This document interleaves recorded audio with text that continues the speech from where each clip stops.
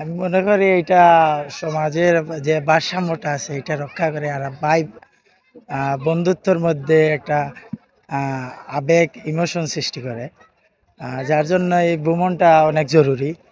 সিলেট সাদা পাথর আসবো, দেখবো। আজকে আমরা অলরেডি ছুটে চলে এসেছি, দেখে খুব ভালো লাগলো। গতকালকে জাফলং ছিলাম, আজকে সাদা পাথর আসছি। প্লেস আছে, অনেক সুন্দর জায়গা এবং অনেকগুলা স্পটও আছে। তো সবকিছু চিন্তা ভাবনা করে আমরা এই সাদা পাথরটাই এখানেই আসলাম। প্রাচীন ঐতিহ্য আমরা যেগুলা জানি ছোট থেকে, যেগুলা দেখতে দেখতে পারি আর বা আমরা বড় হইয়া যেগুলো আমরা উপভোগ করি, আর যেমন সিলেট বাংলাদেশের অন্যতম একটা ডিস্ট্রিক্ট, আর পর্যটনের লাগে খুব একটা বিখ্যাত একটা জায়গা। আর বিশেষ করে জাফলং, বুলাগঞ্জ, বিছনাকান্দি, সাদা পাথর যেটা আজকে আমরা আইছি। বুলাগঞ্জের সাদা পাথরের কোনো কিছু হইয়া শেষ করার মতো নাই। তখন সাদা পাথর অনেকগুলো পাথর ছিল, এখন পাথরগুলো নেই, যার ফলে সৌন্দর্যটুকু একটু কমে গেছে।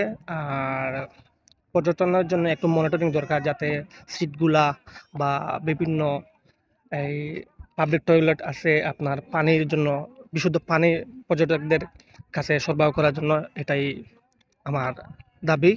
আর আমি যেহেতু প্রবাসী যেহেতু আমি বিভিন্ন সিলেটের বিভিন্ন অঞ্চল ঘুরে দেখেছি, বিভিন্ন পর্যটক এলাকা, যেমন জাফলং বলেন, বিছনাকান্দি বলেন, বুলাগঞ্জ বলেন।